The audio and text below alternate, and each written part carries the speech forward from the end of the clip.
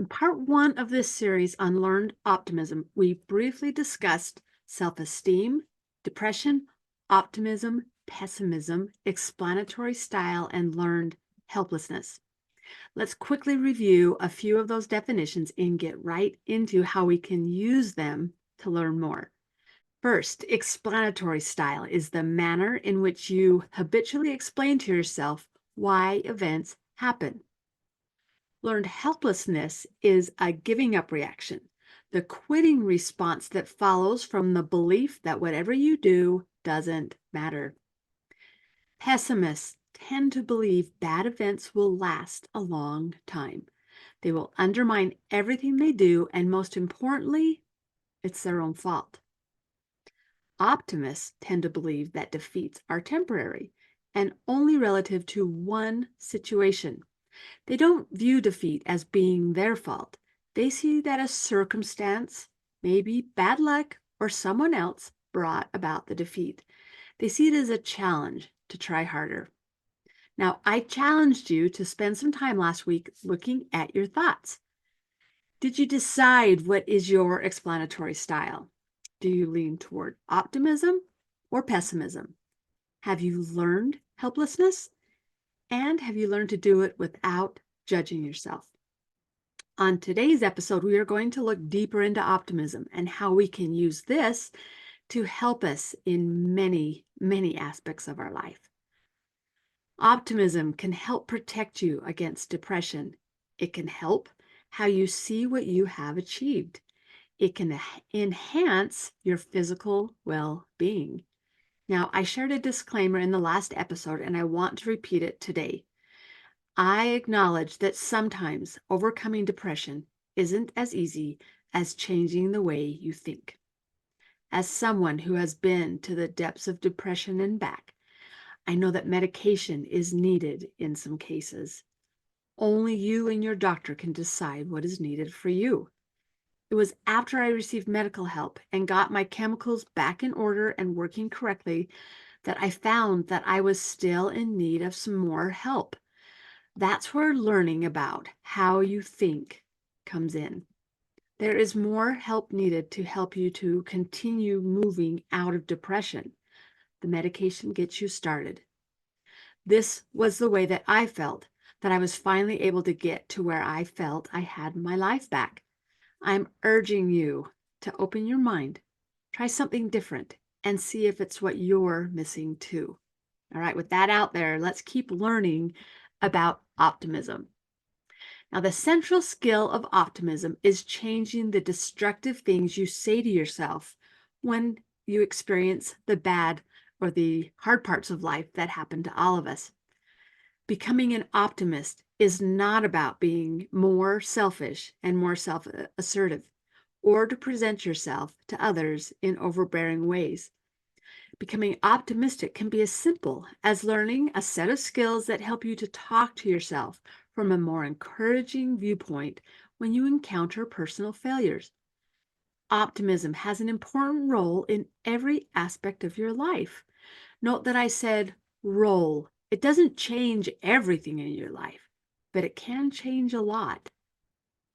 Optimism can help protect you from depression. It can help you to achieve more, and it can even make your physical health improve. Imagine that. It helps your physical health to improve.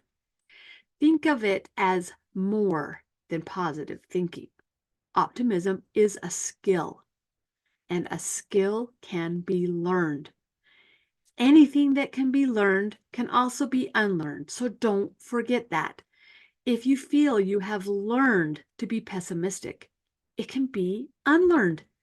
You can become more optimistic. It's a skill that you can learn. I'm living proof of that. All of these results are amazing, but there is something even better that comes from optimism. This new way of looking at things can also lead you to an even better understanding of yourself, of who you are. You can understand more about why you do the things you do. You can see where you've grown and what else you'd like to work on. You can understand more about your failures and how you use failure as a way to move even further ahead. If you suffer from depression, you can learn skills to help stop it and prevent it from returning or staying as long the next time it does. If medication is needed to get you to a place to be able to see more hope, do it.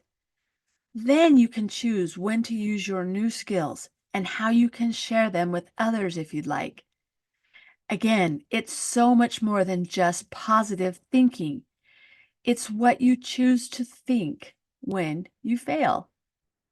Dr. Seligman says, quote, changing the destructive things you say to yourself when you experience the setbacks that life deals all of us is the central skill of optimism, close quote. All right, let's learn a skill we can begin practicing today that will help you to become more optimistic. Dr. Seligman calls it the ABCs of optimism. The A stands for adversity. Write down your description of what happened, not your evaluation of it. This is actually harder than it sounds. Giving a description without putting in your own evaluation, or in other words, your own judgment, takes some mindfulness. Describe the events in a way that doesn't lead the witness. Just the facts, please. Try thinking about this event as simply data. If describing it makes your emotions start to rise or drop, you are adding judgment in there somewhere. So pay attention to how you're saying it. Take out any words that bring on those emotions. Try to keep it neutral. This is going to take practice, but don't putting off doing it just because it's going to take some practice. This is the only way you'll get better at it. Look for storytelling that embellishes. This is a very interesting way to look at what you tell yourself. Are you creating a story in your mind, creating it more interesting and adding more words? This is what writing down a description of what happens is all about. That's the adversity in this skill. Adversity just means what happened. An example of this may be someone pulled into the parking space you had your eye on. Adding judgment to it would change that example to this instead. Someone zipped into the parking spot I had been waiting a long time for without even caring about me. See the difference? Try to keep the feeling as you describe it neutral. Parking space. Someone pulled into it, as opposed to all the emotion and storytelling in the other example. Okay, the next step in the ABCs of optimism is the B, and B stands for belief. Your belief is how you interpret the adversity and what you believe that it means. It's not how you feel about it. That's coming next. Most of the time, we don't even recognize we have strong beliefs about something because they happen unconsciously and very quickly. This is where learning to think about thinking comes in. It slows everything down and helps show you what's going on in that brain of yours. It can be a very interesting process as if you look at it like data. Again, it's so important not to judge what your beliefs are. Just start noticing them. For now, slow down the time between the stimulus and your response. Remember, we learned about that in episode 135. Now, this step sounds something like, I just blew my diet, or I am incompetent. Those are beliefs. They're not feelings. Let's plug this into our previous example of someone pulled into the parking space you had your eye on. The belief is what you think next. Perhaps your belief is that people shouldn't drive around parking lots and take spots from another person that is waiting for it. The other person may have a different belief than this. Which one is right? And in this, it doesn't really matter. Right now, we're just paying attention to what we believe. So we can move on to the next step and learn the skill of optimism. Okay, can you see the differences in these thoughts, these beliefs, and that how your belief is not always the right one? Sometimes that's the hardest one to become mindful about. All right, the last of the ABCs of optimism is the C, and C stands for consequences. In this step, you simply record your feelings and what you did. That's the consequence of the A and the B. Remember, we are learning to watch what we are thinking and to learn from it. So for this step, you'll pay attention to how steps A and B made you feel. That's the consequence of A and B. Did you feel sad, anxious, joyful, guilty? Write down as many feelings and actions that you're aware of. Like, I had no energy. I wanted to get her to apologize. I was tired, so I went back to bed. Now, if you'd like a list of emotions that you can use while you're working through this, go to hunkydory.com/emotion to print off the list. I made one for you so you have something that you can refer to. Now, use this list to help you find the closest emotion that you are feeling. Again, let's use that parking lot example. Your C, or your consequence, may look like this. You get angry, which is the feeling, roll down your window, and yell at the other person. The first step to seeing the way you think is to be honest about what you observe. What good does it do you to inaccurately write down what you're thinking? We're just trying to look at how you're doing these 3 steps and taking out the judgment part. That's an important one. All right, over the next few days until our next episode, write down as many ABCs as you recognize happening in your life.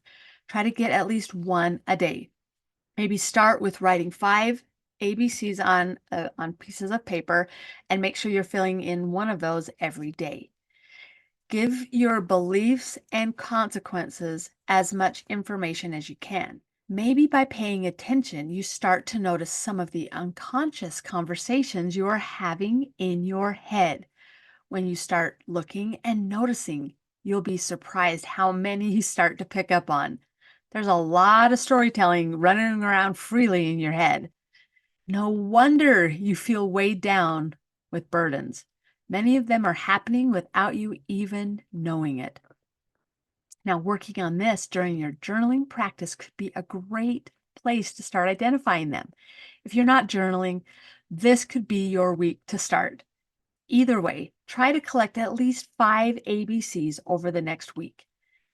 When you look for the connection between your belief and your consequence, try to notice where pessimism can set off negative feelings of how you decide to handle it, and how optimistic explanations can actually give you energy.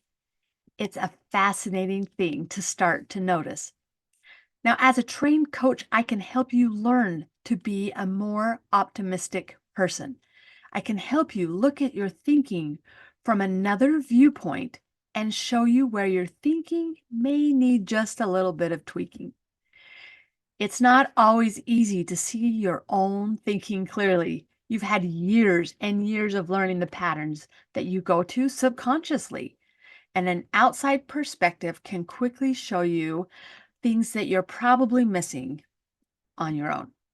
If you have felt overwhelmed with how many times you've tried to be more optimistic and failed, I can help you with this. And a failure is actually just a chance to learn where you could do something different next time. All you need to do is start noticing it. I have more skills to teach you that will help you get out of your pessimistic rut and begin to feel hope in your life. You can learn to feel hopeful. So register for a free mini mentor session with me, and I'll get you started thinking like this. Just reserve the 15 minutes of the time that works best for you, and we'll get started. I'll help you to see some simple steps you can begin taking right away, and you'll start seeing changes happen. So go to hunkydory.com/mini mentor and choose the time that works best for you. Thanks for joining me here today. And remember, I see you. I understand how hard you're trying, and I'd like to help however I can. Have a wonderful day, and I'll see you back here again next week.